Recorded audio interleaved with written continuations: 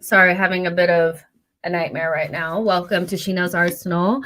Obviously, you guys have probably heard the news, and if you haven't heard it, I'm here to give it to you. Thomas Partey is out for the match, and it's shocking. Like, it really, really is. It's shocking news.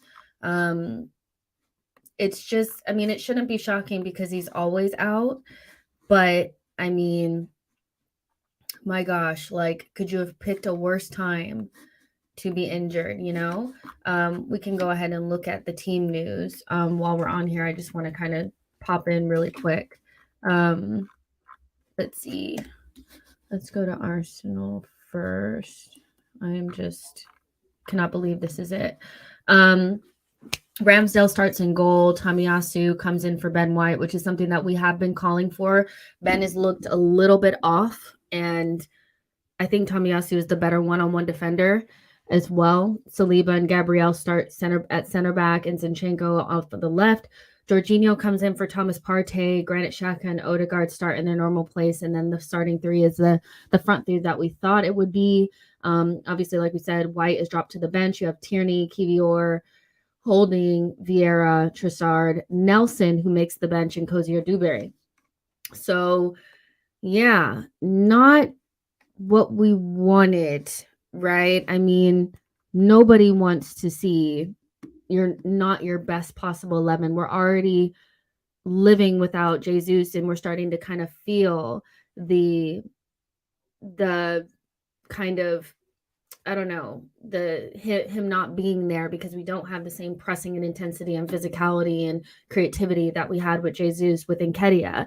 Now you compound that a little bit with Thomas Partey, and I'm feeling a lot less confident. I wasn't 100% confident going into the match, but just the way the news came out, honestly, like one of my biggest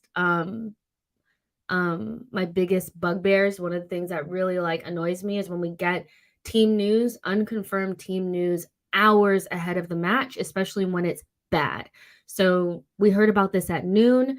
It was confirmed maybe an hour ago, and those 5 hours were like, hello, like, come on. Um, so it's just one of those things where it's just annoying, you know what I mean? But I mean, what can you do at this point? Obviously, like, there's nothing we can do about it, you know? We just have to hope that the boys have enough to not lose this match. For Man City, they have Ederson, Walker, Diaz, Ake, and Rodri, which is a little bit like, what are they doing?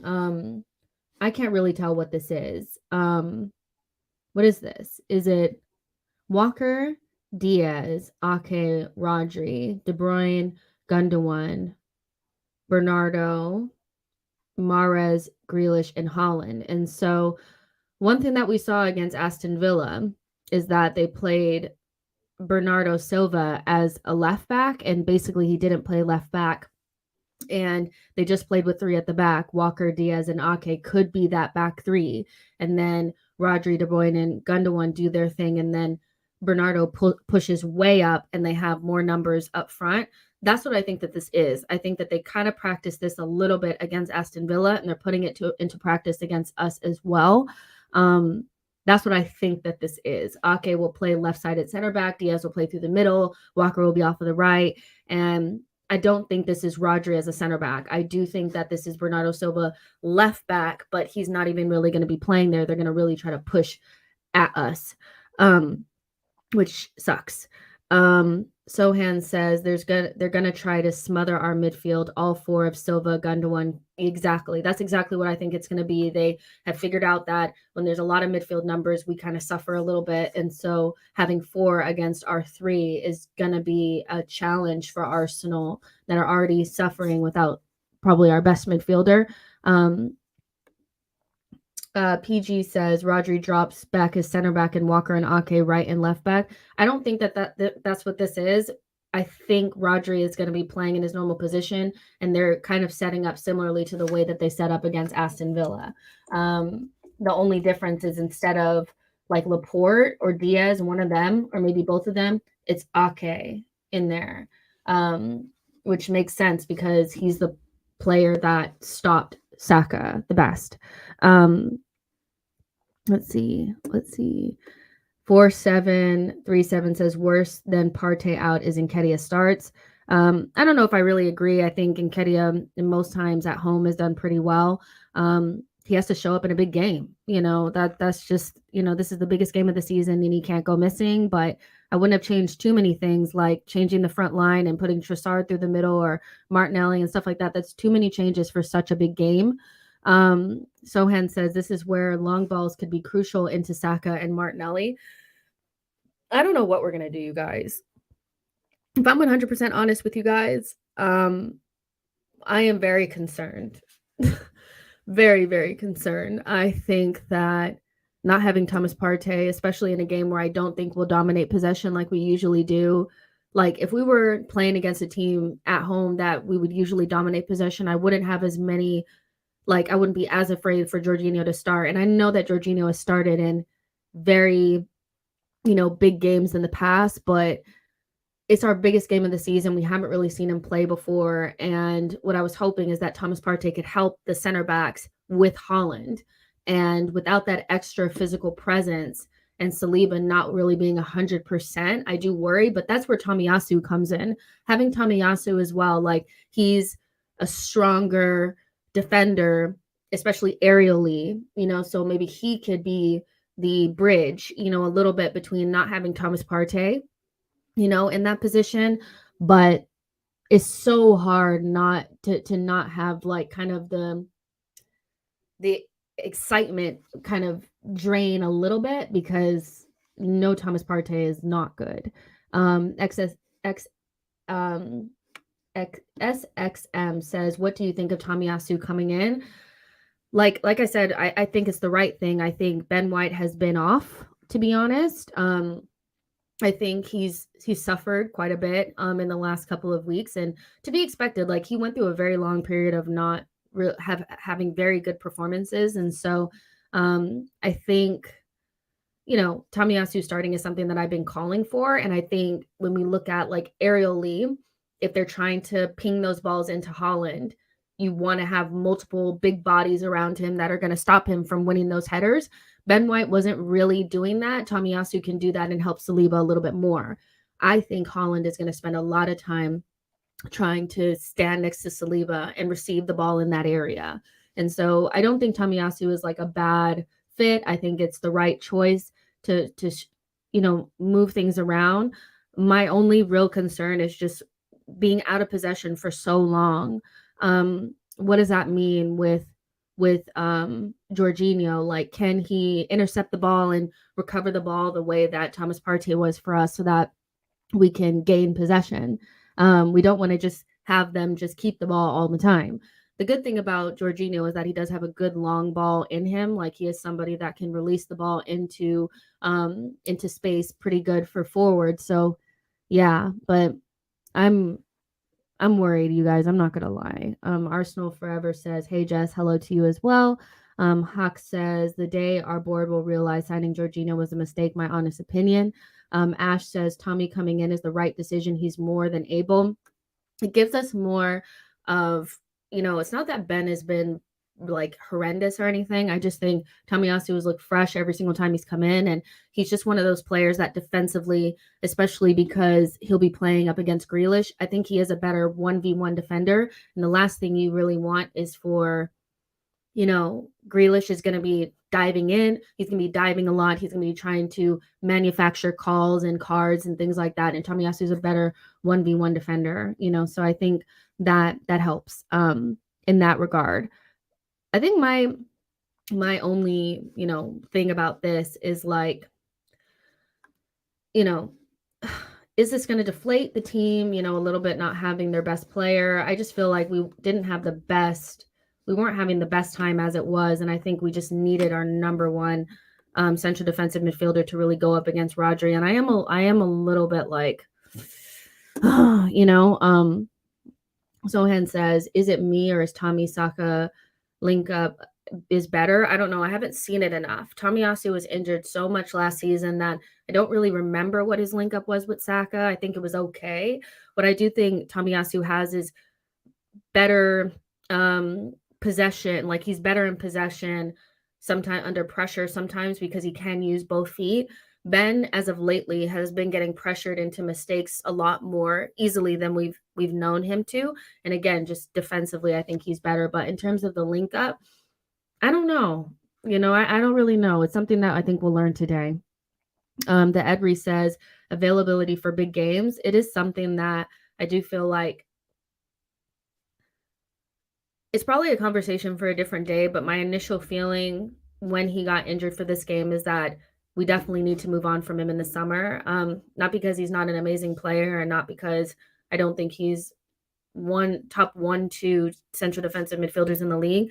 It's just when the shit hits the fan or we really need to win a game and it's a pivotal moment in the season, he's never available ever. Every single season he's had these muscle injuries. And the last season, when it's kind of happened the same way, where we drop points to teams that we really shouldn't have been dropping points to, and then right after that we had a make or break game that we had to win. Last season it was Spurs away. This season it's Manchester City at home, and he hasn't been available for either one of those. And the muscle injury, even though they're not saying it's serious, we know that once he starts getting them, he re-aggravates them all the time. And so even though they said it's not serious, I don't expect to see him anytime soon. He's just never available. And so we need 2 midfielders in the summer. We need to upgrade upon Granit Xhaka and bring in a starting central defensive midfielder and move Thomas Partey to the bench. It's just for somebody that's, so important to our team. It feels like our season always hinges on his, inclusion. And for me, like, it's just, that was my number one, like, feeling was like, we just need to move on from this, even though he's amazing. DeRozier says we need to replace Partey, but I'm not 100% sold on Rice. Are you? Well, what does his injury record look like? Because if he can be available 95% of the season, then yeah, I think he's better. URS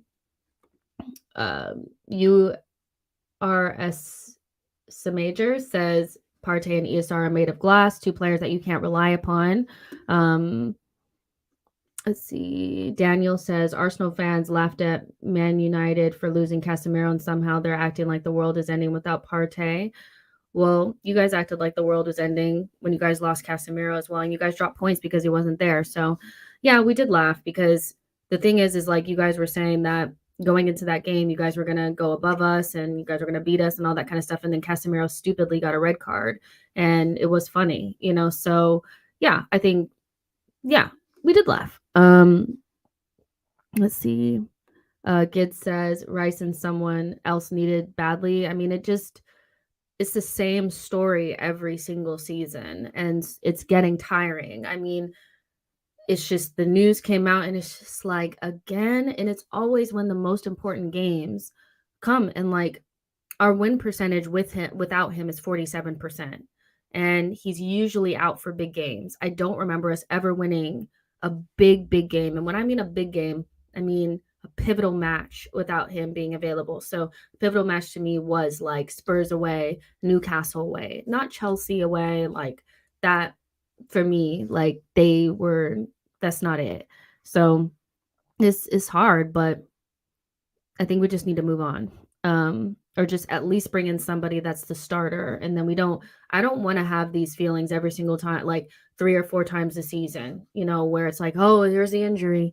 Alex says, let's hope for a good game from our boys. Last season's game was fiery. With the Champions League, we have the amount for Rice. Yeah.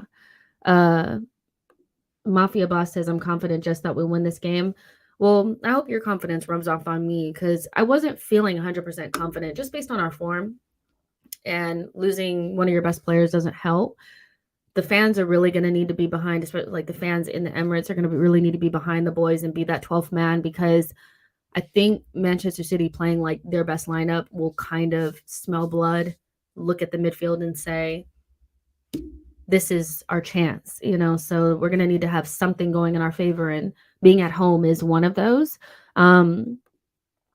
C2 says we are going to have to dig deep and score.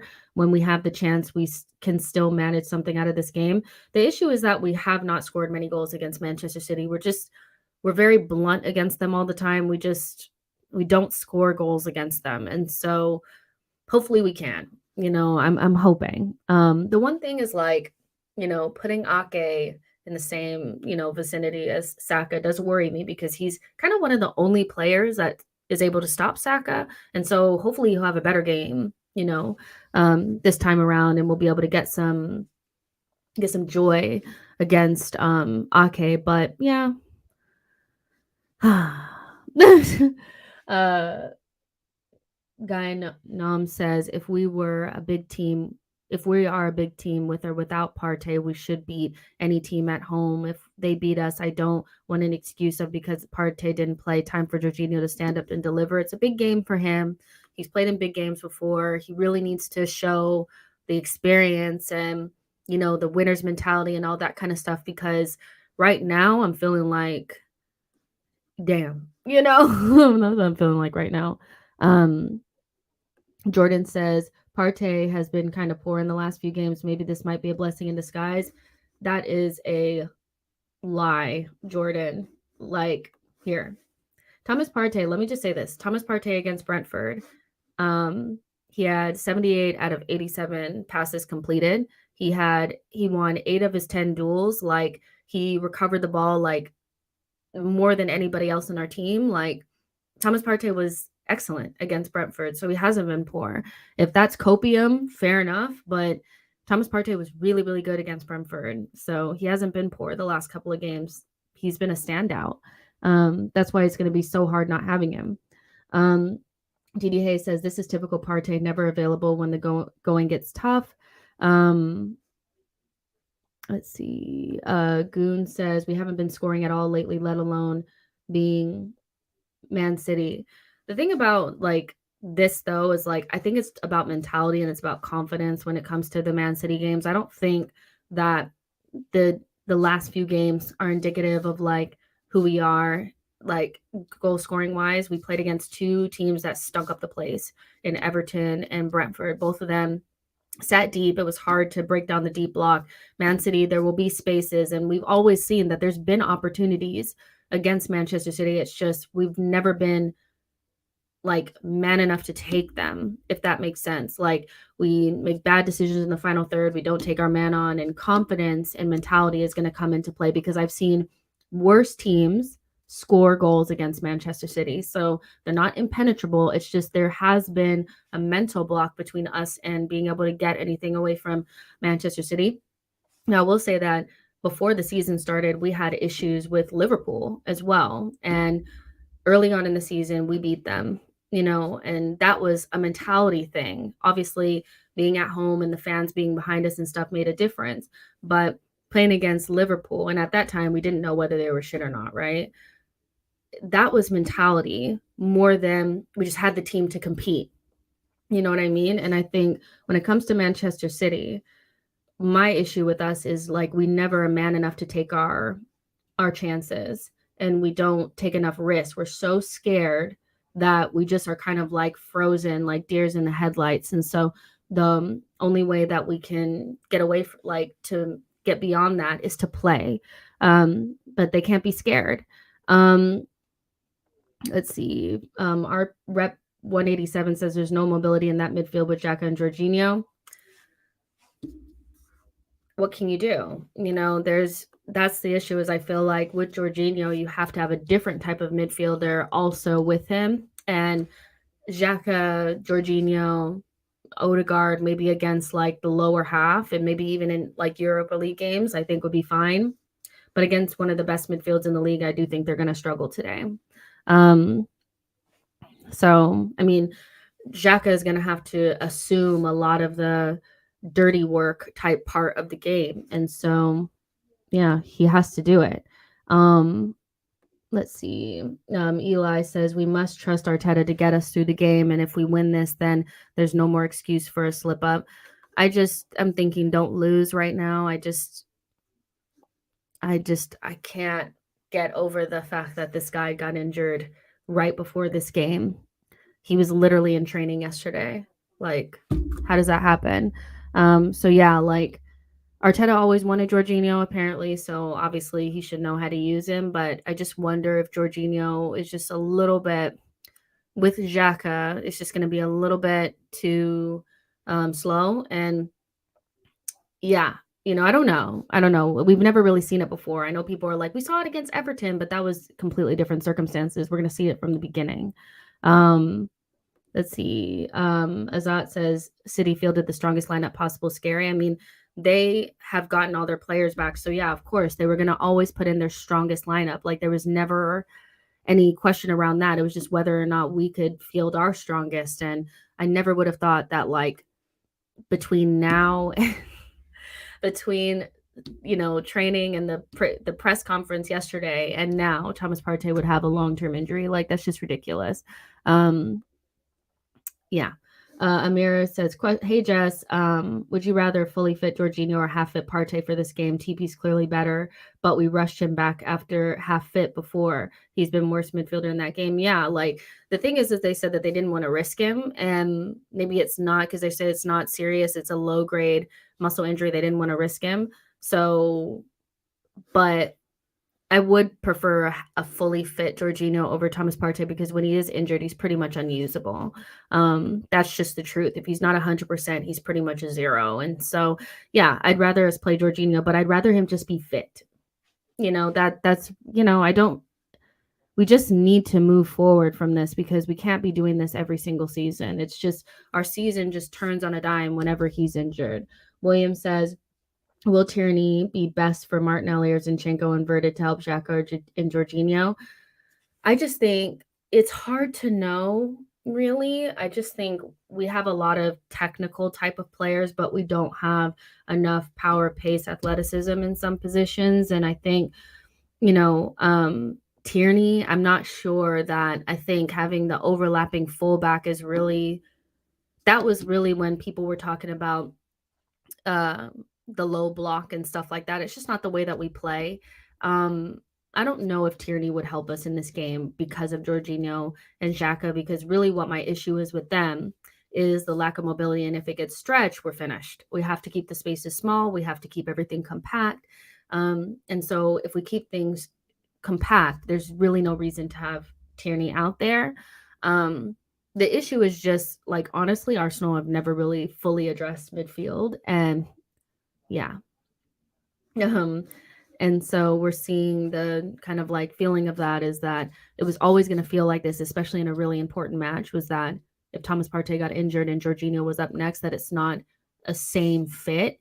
And so we lose some of our athleticism and stuff like that. Like we've lost some of our physicality without Jesus and we're losing a little bit more of it. And so I don't know.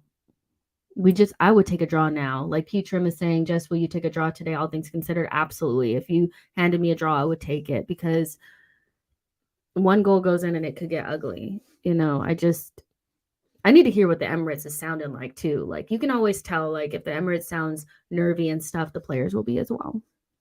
Azat says, I wanted Trossard, Tommy starting today. Trossard, I mean, he was never going to start. I wanted him to start as well, but Martinelli will start. Arteta also said, like, he wants to, like, almost give favor to the players that have gotten us to this point. And so I think that was very telling. He really values and tries to, like, it's almost like favoritism to the players that have gotten us to this point. So he's not just going to easily replace them with the new person. That's not how I would do things personally. I think form is form and you have to move things around in order to continue, moving forward and stuff like that. But based on what he said, Martinelli is going to continue to start.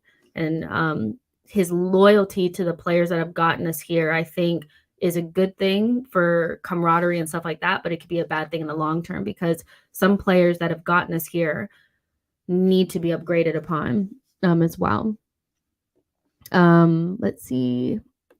Azat says Tierney was needed versus Brentford, not tonight. That's what I kind of agree. Like if I was going to say any game that kind of made sense, it was probably more Brentford, even though I'm not 100% bought into that either, but not today. Ruben John says he did assist Saka this time last year and impacted the game. Who? Who did that? Who did that? Colombian Spice says, sad to imagine this might be the last few minutes we get to be top of the table this season. It just feels so shit. It does. Finnegan says, Xhaka to defensive midfield again or double DMF with Jorginho. Can't have Xhaka pushing up, and it's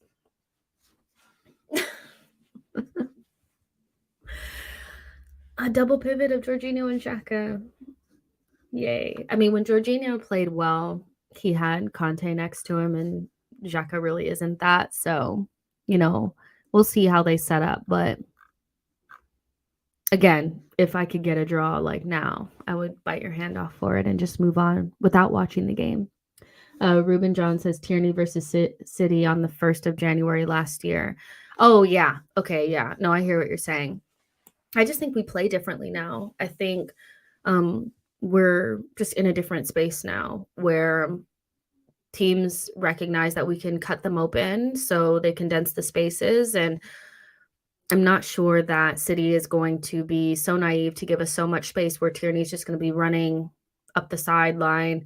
I think, it's Zinchenko. When we've been playing really well today, last season, even when Tierney was starting last season, we look like a really good, potentially Champions League level team. When Zinchenko was on it, we look like a team that can win the league. I still think there's levels between the two, even though Tierney played well against Manchester City last season. Not only do we play differently, but teams play differently against us. And so I don't think he's I don't think he would be the right option. And plus, we've already changed one fullback, and I think changing two is too much anyway. 87 says the beautiful thing about football is you could be panicking now, but at 9:30 you're enthralled by the result. Hopefully. I am going to prepare for the worst and hope for the best.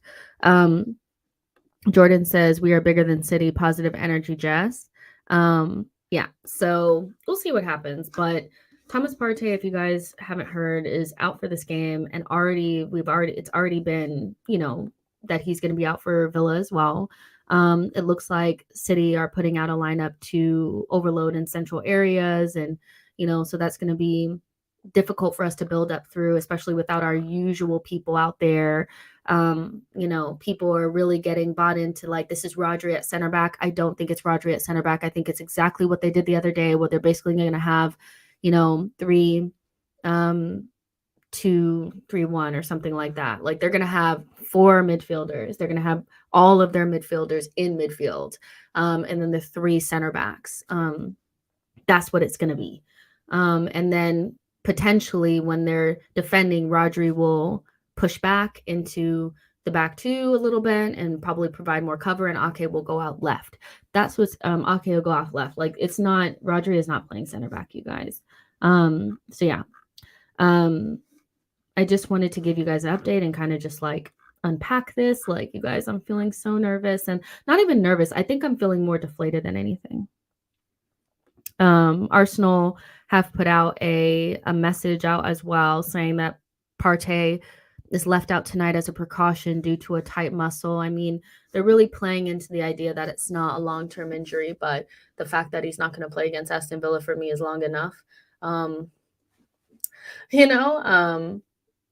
I don't know. I don't even know what to think. XSM says, I also need Saka to stop being humble when he gets fouled in the box. He always tries to stay on his feet. Yeah, a penalty would be great. Boy says, don't be nervous. This is one team suited to Jorginho's skill set. Is he? Is it? I don't know. Maybe it is. But he needs to have a hell of a game, or else it's going to be a lot of carnage after this match. Keenan says it's going to be a midfield battle. Odegaard is going to have the game of his life if we're going to win this. A lot of people are going to have to. They're going to have to overcompensate for not having 2 of their best players. Like, it's going to be, yeah. Yo-Yo says, think we're winning this, but I fear one of Arteta, Xhaka, or Jorginho being sent off today. Well, that would be awful, wouldn't it?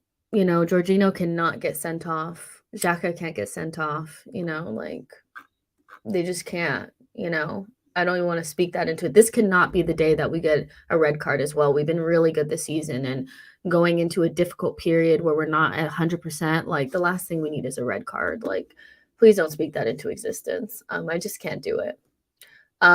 Peter says we can dominate the ball, but we kill them on the break. Hopefully, I just need to see the players. If I can tell right away if they're up for it or not. You always can feel it, like, and you can feel the energy in the stadium. So hopefully fans aren't too downtrodden by the, Thomas Partey news, and we should hopefully we can get out of here unscathed. So yeah.